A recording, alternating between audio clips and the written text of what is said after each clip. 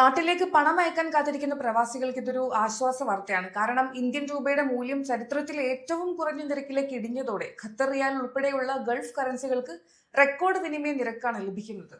ബുധനാഴ്ച ഖത്തറിലെ വിവിധ എക്സ്ചേഞ്ചുകളിൽ ഒരു റിയാലിന് 25 രൂപയ്ക്ക് മുകളിലാണ് രേഖപ്പെടുത്തിയത്.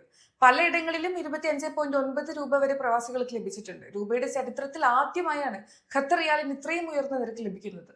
അന്താരാഷ്ട്ര വിപണിയിൽ അമേരിക്കൻ ഡോളറിനെതിരെ രൂപയുടെ മൂല്യം 91.74 വരെ താഴ്ന്നതാണ് ഗൾഫ് കറൻസികൾ കരുത്താർജിക്കാൻ കാരണമായത്. വ്യാപാരം അവസാനിക്കുമ്പോൾ 91.70 എന്ന നിലയിലായിരുന്നു രൂപ.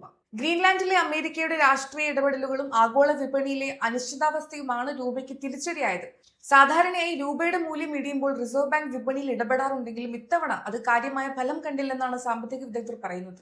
അമേരിക്കയുമായുള്ള പുതിയ വ്യാപാര കരാറുകളിൽ ഒപ്പിടാൻ വൈകുന്നതും ഇന്ത്യൻ രൂപയ്ക്ക് വലിയ സമ്മർദ്ദമാണ് ഉണ്ടാക്കുന്നത്. ഗൾഫ് രാജ്യങ്ങളിലെ പ്രവാസികൾക്ക് ഇത് പണം അയക്കാൻ പറ്റിയ മികച്ച സമയമാണെങ്കിലും വിപണിയിലെ ഈ ചാഞ്ചാട്ടം ഇന്ത്യൻ സാമ്പത്തിക മേഖലയ്ക്ക് വലിയ വെല്ലുവിളിയാണ് ഉയർത്തുന്നത്. വരും ദിവസങ്ങളിലും ഈ നിരക്ക് തുടരാനാണ് സാധ്യതയെന്നാണ് ഈ രംഗത്തെ വിദഗ്ധർ വിലയിരുത്തുന്നത്.